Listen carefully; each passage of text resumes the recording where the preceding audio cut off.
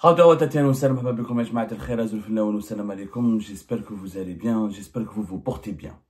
Le 14 mai dernier, avant-hier, la Cour d'appel de Paris a refusé officiellement d'extrader le numéro 2 du MAC, du Mouvement pour l'autodétermination de la Kabylie, M. Axel Bilabassi, de son vrai nom Brahim Bilabassi, alors qu'il fait l'objet de 2 demandes d'extradition de la part des autorités algériennes qui demandent son extradition pour qu'il puisse être jugé depuis septembre 2021. Axel Bilabassi a été accusé par les autorités algériennes de 14 infractions, dont certains de des crimes très graves qui peuvent lui valoir la peine de mort ou la peine ou la prison pour la prison à vie. Alors, globalement, M. Brahim Bilabassi ou Axel Bilabassi est accusé par les autorités algériennes d'être le principal instigateur du lynchage de Djamel Ben Smaïl, Allah yarhamou, lynchage barbare et incroyable de Djamel Ben Smaïl à l'Arba'ina en août 2021, et il est même considéré d'avoir commandité les incendies de forêt qui ont fait plus de 100 morts, jusqu'à même 200 morts, on n'a jamais eu le bilan définitif, les feux de forêt qui ont ravagé des milliers d'hectares dans la wilaya de Tizi Ouzou et de Bjaya, et un peu au Bouira, dans d'autres wilayas du pays, mais notamment la Kabylie a été la plus meurtrie à cette époque-là, en août 2021. Donc, la justice française, elle a dit non à cette extradition. La Cour d'appel de Paris, c'est elle qui a rendu ce verdict le 14 mai dernier, et le président de la Chambre des extraditions de cette Cour d'appel de Paris a estimé que la demande des autorités algériennes est sans objet infondé, et tous les arguments qui ont été présentés par les autorités algériennes ne sont pas crédibles ni fondés pour permettre à la France de lui livrer un résident algérien qui vit en France, parce que même s'il ne reconnaît pas l'Algérie, Axel Bilabassi, il a la carte de résidence ici en France en tant que résident algérien.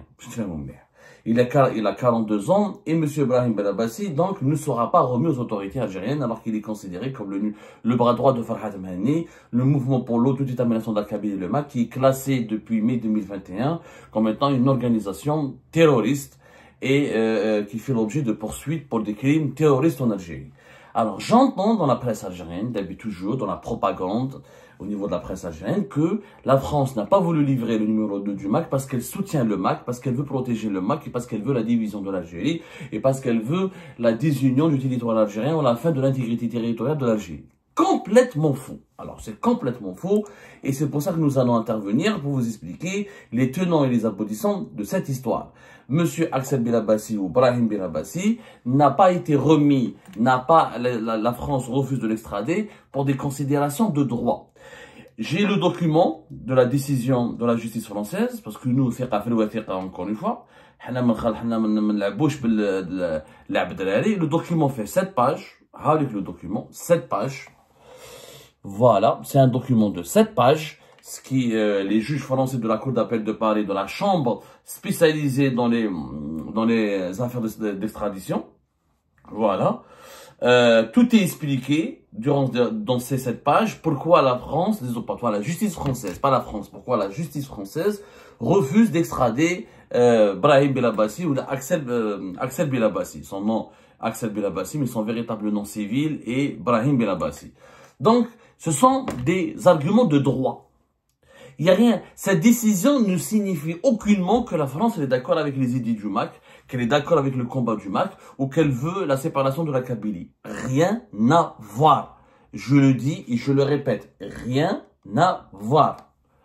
Les juges français ont répondu sur le plan du droit. Je rappelle que nous avons fait plusieurs émissions sur ce sujet, sur le sujet de la demande d'extradition de Brahim Bilabassi, qu'on a même donné en exclusivité, on avait même obtenu en exclusivité ce que les autorités algériennes ont fourni comme complément d'information aux autorités françaises, puisque les autorités françaises, au niveau de la Cour d'appel de Paris, avaient exigé aux autorités judiciaires algériennes des clarifications et des précisions concernant pourquoi ils veulent absolument ils veulent absolument l'extradition de Brahim Bilabassi pour juger en Algérie. Le 10 novembre 2024, le procureur général près de la Cour d'Alger, Lotfi Boudjema'a, qui a été promu quelques jours plus tard, à savoir le 18 novembre 2024, ministre de la Justice et garde des Sceaux, a adressé un document de 54 pages. 54 pages que nous avons ausculté, que nous avons expertisé, où nous avons consulté et on a réalisé au moins 3 émissions sur ce sujet, parmi laquelle une émission intitulée « Ce que le régime algérien a dit à la France pour la convaincre de lui remettre le numéro 2 du MAC ». Et on a donné et expertisé ensemble tous les arguments et tous les faits présentés par les autorités judiciaires algériennes pour justifier la mise en examen et l'accusation grave. Parce qu'encore une fois, 14 infractions, c'est extrêmement grave. Mais quand tu dis que c'est le MAC qui a organisé le lynchage de Jemal Ben Smaïl et c'est lui qui a déclenché les feux de forêt de Kabylie en août 2021, c'est extrêmement grave.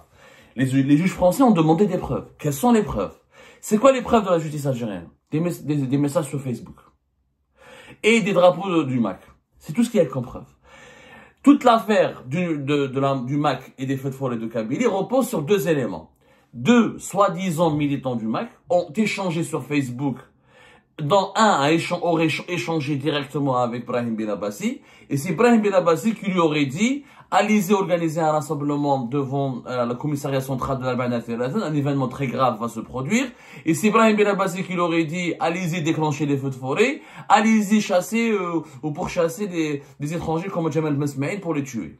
Tout se dit, selon la justice algérienne, il y a eu des messages Facebook. Ok.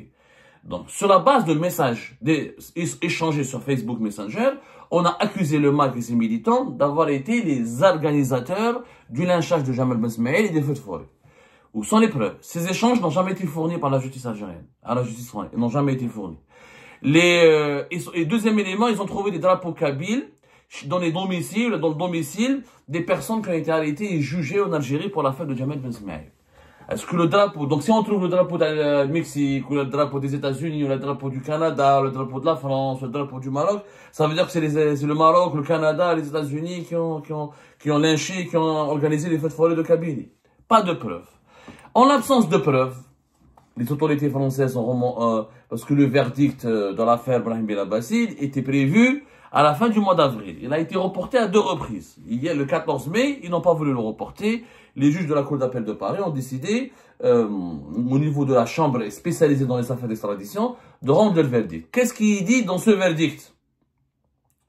Considérant les faits garantis, considérant les faibles garanties présentées par le système judiciaire algérien, et la probabilité que Brahim Belabassi ait déjà été jugé condamné à Algérie pour les faits objet de la demande d'extradition, selon les pièces remontées 1 et 2 juin de mémoire de défense, non traduites en langue française. Il n'y a pas de faible garantie. La justice française parle dans son document de faibles garanties présentées par le système judiciaire algérien. Maintenant, on va analyser. Le fondement de la demande d'extradition des autorités algériennes étant par ailleurs désormais l'exécution d'une peine privative de liberté, même non définitive et non plus l'exercice de poursuites pénales, il y a également lieu de constater que le caractère sans objet de la première demande d'extradition, le tout selon les modalités précises au dispositif du présent arrêté.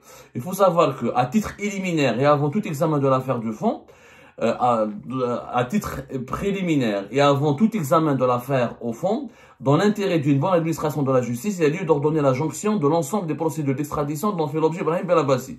Et ce, d'autant que la seconde demande d'extradition s'avère porter sur les mêmes faits que ceux objets de la première demande d'extradition. Il y a eu 2 demandes d'extradition contre Brahim Belabassi. Sauf que normalement, quand on fait une demande d'extradition, c'est pour juger quelqu'un.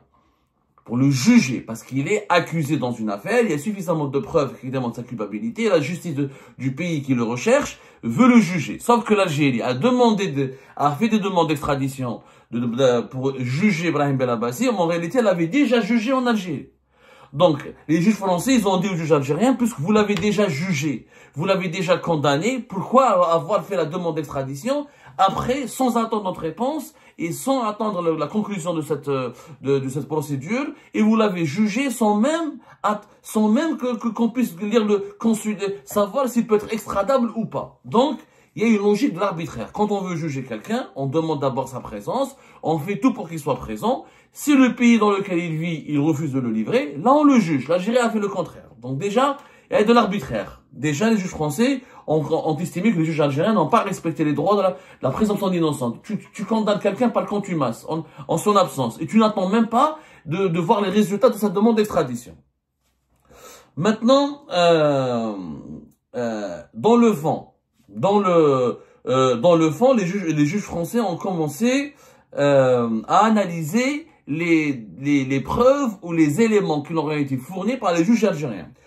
Alors, conformément aux stipulations de l'article 7 de la convention d'extradition entre le gouvernement algérien et le gouvernement français, parce que ça, il faut savoir qu'entre le gouvernement algérien et le gouvernement français, il y a une convention d'extradition qui a été signée le 27 janvier 2019, si la partie requise estime que les informations communiquées à l'appui d'une demande d'extradition ne sont pas suffisantes, il peut demander un complément d'information dans un délai raisonnable. Donc, les juges français avaient le droit, sur la base de cet accord, de cette convention d'extradition signée entre l'Algérie et la France le 27 janvier 2019, c'est la convention d'extradition entre le gouvernement algérien et le gouvernement français. Si les juges de l'un des deux pays estiment qu'il y a des manques, il y a pas beaucoup de preuves et des éléments insuffisants, on demande un complément d'information. Au cas d'espèce, il est éché de constater que l'appui de la deuxième demande d'extradition, les autorités algériennes ont précisé davantage les lieux de commission de chacun des 12 infractions, tout comme la période de prévention retenue ou encore les éléments constitutifs exigés par les articles d'incrimination et de répression dans leur version en vigueur à la date de la commission des faits, et les actes matériels imputables et rattachables chacune des qualifications en cours. Toutefois, les autorités algériennes sont restées imprécises ou incomplètes sur plusieurs aspects. C'est-à-dire la décision a été motivée, il n'y a rien de politique. Premier aspect. Nous regardons quelques aspects. On ne va pas pouvoir tout expliquer dans une seule émission, mais je vous ferai une deuxième partie pour que vous puissiez comprendre pourquoi les juges algériens ne sont pas crédibles. Et pourquoi la justice en Algérie, elle est politique, c'est une justice de téléphone, elle n'est pas crédible. Et ni les juges français, ni les juges d'aucun pays, aucun système judiciaire d'un pays civilisé ne peut accorder du crédit à la justice algérienne. Regardez par exemple. Dans leur demande d'extradition de Brahim Belabassi, les autorités algériennes ont fait référence à plusieurs reprises à la notion de participation d'auteur par incitation en détaillant les instructions précédemment transmises par Brahim Belabassi.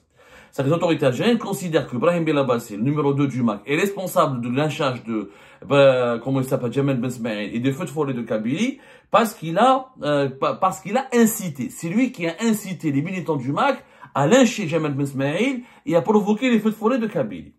Sauf que les autorités algériennes n'ont jamais précisé en quoi ces instructions visaient effectivement et sciemment la commission des infractions principales auxquelles elles se rapportent. Ok, il y a des incitations, lesquelles et en quoi ces incitations ont pu produire sur le terrain les crimes qui sont reprochés à M. Brahim Belabassi. Exemple concret.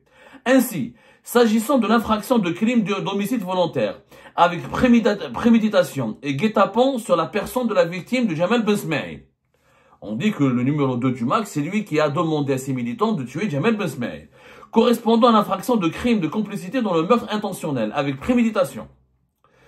L'acte matériel imputable est ainsi décrit. Le nommé Belabassi Ibrahim a participé à ce crime par incitation, en donnant des instructions aux militants du mouvement du MAC pour se rassembler dans la ville de l'Al-Ba'na Thilathan, prétendant qu'un événement majeur se produirait, qui s'est avéré plus tard le crime odieux dont la victime est Jamal Ben Smaïl, notamment par incinération et imputation de certains de ses partis.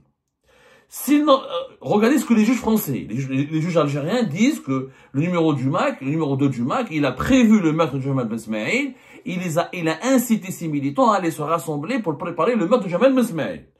Les juges français, s'ils n'entrent pas dans l'office de la chambre d'instruction saisie, voilà, et de vérifier l'existence, voilà, l'existence d'indices graves ou concordants, j'essaie juste de... Or, l'appel, j'essaie de... Parce que je ne peux pas tout vous lire, c'est un peu long. Regardez la réponse des juges français. L'appel à se rassembler dans une ville en faisant courir le bruit d'un événement important à survenir est insuffisant à caractériser un comportement pénal, et encore moins un ordre ayant provoqué une infraction ou des instructions pour commettre l'infraction au sens de la complicité de l'article 12-7 alinéa du 2 code du code pénal de l'homicide volontaire aggravé. Lancer un appel, les juges français sont raisonnables. Je lance un appel au meurtre, ou je lance un appel à se rassembler, parce que dans les échanges soi-disant sur Facebook entre Brahim Belabassi et les militants du MAC, il n'aura pas dit « allez-y tuer », il aura dit « allez-y vous rassembler, il y a un événement important qui va se produire ». Mais quelle est la relation entre dire « allez-y vous rassembler » et le meurtre de Jamal Ben Smaïl. L'appel au rassemblement ne permet pas de caractériser la commission d'un crime. C'est pas parce que je dis aux gens, allez-y vous rassembler, que je leur ai demandé de tuer. Se rassembler et tuer, c'est deux choses complètement différentes. Donc, le fait qu'il y a eu un appel à rassemblement ne fait qu'en faisant courir le bruit qu'il y aura un événement qui va survenir, on ne peut pas considérer cet appel comme un comportement pénal. Donc, demain, il y a un crime quelque part, et moi je demande à des amis, allez-y vous rassembler là-bas, donc je serai considéré comme responsable de ce crime. Ça n'a aucun sens.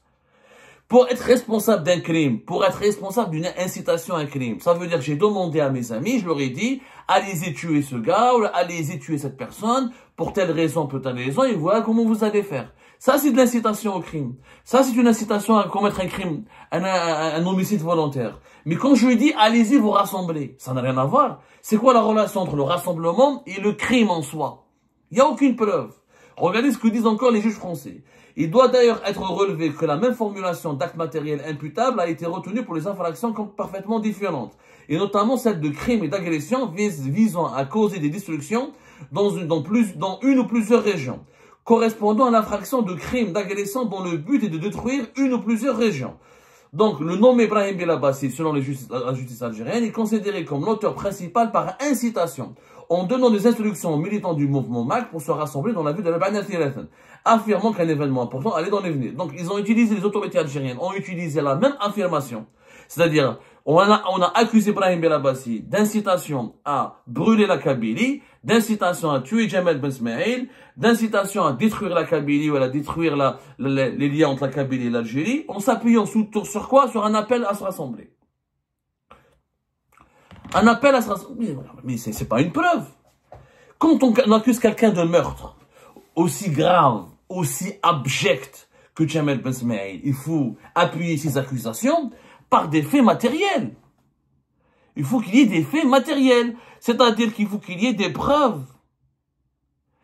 C'est-à-dire qu'il faut qu'il y ait des indices matériels. Est-ce que Brahim Belabassi, il a envoyé de l'argent à quelqu'un? Est-ce qu'il a donné des indications précises? Est-ce qu'il a demandé aux tueurs, aux meurtriers qui ont assassiné Lynché Jamal Ben Smaïl d'aller récupérer une arme, d'aller dans une cachette? Est-ce qu'il leur a donné des indications comment s'en prendre, comment tuer Jamal Ben Smaïl? Attendez, mais on accuse quelqu'un qui est en France depuis 2019, c'est ça? Depuis 2019 en tout cas, il n'est pas revenu en France. Il n'est pas revenu en Algérie, il est établi en Algérie depuis 2019, il n'est pas retourné en Algérie depuis août 2019, il est membre du MAC depuis 2007, donc quelqu'un qui n'était pas physiquement présent sur le lieu du crime. On l'accuse d'avoir participé à ce crime en incitant les auteurs de ce crime à commettre le crime. Ok, mais quelles sont les preuves de ces incitations? Les messages sur Facebook. Que disent ces messages? Il leur a demandé d'aller se rassembler. Quelle est la relation entre organiser un rassemblement et le crime? Est-ce qu'il leur a dit tuer Jamal Ben Smaïl? Est-ce qu'il leur a dit ce Jamal Ben Smaïl, il est brun, il est comme ça, il vient de cette région? Est-ce qu'il leur a donné des indications précises? Rien. Pas la moindre preuve. Pas la moindre preuve. C'est que les autorités algériennes ont accusé quelqu'un d'un crime aussi grave que les feux de forêt de Kabylie et que le lynchage de Jamal Ben Smaïl, juste sur la base d'un message sur Facebook et sur la base d'une incitation. Là, voilà. Parce que les juges français, ils citent le passage les informations qui leur ont été communiquées par les autorités algériennes. Ils citent très bien, quand je cite, c'est des citations précises que je cite, Yanné. Tout ce que je dis là, les réponses, c'est dans la demande d'extradition des autorités algériennes. Par incitation. Qui dit le nommé Brahim Belabassi a participé à ce crime par incitation, en donnant des instructions aux militants du mouvement du MAC pour se rassembler dans la ville de l'Al-Bana Thirathan. C'est les autorités algériennes qui disent aux autorités judiciaires françaises qu'ils veulent l'extradition de Brahim Belabassi numéro 2 du MAC parce qu'il a incité les membres du MAC à se rassembler à l'Al-Bana Thirathan. Prétendant qu'un événement majeur se produirait et il s'est avéré plus tard que cet événement les autorités algériennes, ils ont fait des conclusions. Brahim Belabassi, allez-y, rassemblez-vous à l'Al-Bana Thirathan, il y aura un événement important. Cet événement, c'est quoi? Ah, Jamal Ben Smaïl. Donc, il ils ont fait, je crois que la justice algérienne fait du syllogisme. Ah, donc c'était Jamel Mesmaïl. Ah, donc donc ils savaient préalablement que Brahim Belabassi et le MAC savaient préalablement que Jamel Mesmaïl allait être tué. Ok, mais sans les preuves. Où sont les preuves? La justice ne fait pas de la psychanalyse. La justice, les juges ne sont pas des voyants. C'est pas des liseuses d'avenir, ou là, des diseuses de je sais pas comment on appelle ça, des diseuses de bonne figure, ou là, comment on dit l'expression. Des diseuses de bonne aventure, voilà. Des diseuses de bonne aventure. C'est, la justice ne prédit pas l'avenir. La justice expertise, analyse le présent et cherche des preuves pour pouvoir inculper quelqu'un d'un crime grave sur la base de preuves. La justice, il y a des indices, il y a les preuves. Et les preuves avant les indices. Il y a un faisceau d'indices qui doit mener vers des preuves. Si les preuves sont insuffisantes, on ne peut pas condamner quelqu'un.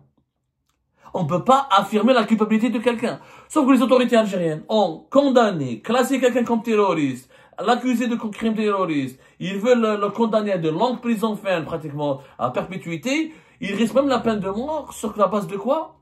D'une participation par incitation. Ça veut dire quoi, participation par incitation?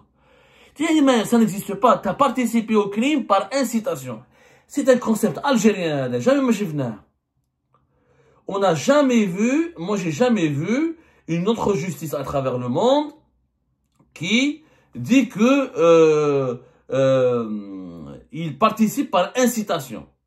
Il est considéré comme auteur principal du crime par incitation. Oh, l'auteur principal du crime, c'est celui qui tue, celui qui brûle, celui qui assassine. Celui qui incite au crime ne peut pas être l'auteur principal. Ça n'existe pas, ça n'existe que dans la justice algérienne. La justice algérienne considère comme auteur principal du crime celui qui incite au crime. Et celui qui commet le crime, c'est quoi? C'est un auteur secondaire, c'est pas l'auteur principal. Ça n'a pas de sens. Ok, il y a incitation au crime. Où sont les preuves des incitations? Les juges français sont bêtes et disciplinés. On a des preuves, donnez-nous des preuves. Ils ont demandé un complément d'information pour avoir des preuves. Il n'y a pas de garantie, il n'y a pas de preuves, les données sont insuffisantes. Comment voulez-vous que la France accepte d'extrader quelqu'un qui est innocent? Qui s'appelle Belabassi, ou la Hamida, ou la Jean-Michel, peu importe son appartenance idéologique, peu importe son appartenance politique. La justice, quand elle juge quelqu'un, elle ne doit pas tenir compte des opinions politiques de quelqu'un, de ses sensibilités politiques et de ses appartenances politiques. Même s'il est nazi, même s'il est raciste, même s'il est islamiste, si on lui reproche un crime, il faut qu'on ait des preuves et de sa culpabilité et les garanties d'un procès équitable. Il n'y a ni les preuves de sa culpabilité, ni les garanties d'un procès équitable. Et c'est pour cette raison que la justice française a dit non à l'extradition de Brahim Belabassi. Il y a d'autres arguments qui ont été utilisés. Je ne peux pas vous résumer cette page en une seule émission. On vous fera tout à l'heure une deuxième émission pour vous expliquer comment les juges français ont considéré que comment on appelle ça? Comment les juges français considèrent que les arguments fondés par les juges algériens sont nuls, tout simplement. Ils ne le disent pas, sont nuls. La justice française a des garanties insuffisantes, des imprécisions, une demande d'extradition incomplète. Mais en réalité, les juges français ont eu honte de dire alors aux juges algériens que vos arguments sont nuls. Et celui qui a demandé qui a été l'auteur, qui a été l'artisan et le cerveau de ces deux demandes d'extradition de Brahim Belabassi, et le cerveau de cette procédure de demande d'extradition, c'est Lotfi Boudjma, c'est lui qui est ministre de la Justice. Et celui qui est ministre de la Justice a écrit un document calamiteux qui devrait être enseigné dans toutes les écoles de justice, de formation des juges dans le monde. Tellement ça n'a rien à voir avec la justice. L'auteur principal du crime par incitation. هذه ما سمعناش بها. أنا حوست عليها هذه l'auteur principal du crime par incitation. هذه ما سمعتش بها. Sincèrement, ما سمعت. كاين homicide volontaire, la complicité doit être prouvée. Elle doit être prouvée. Mais ça n'a pas de sens. L'auteur principal du crime par incitation.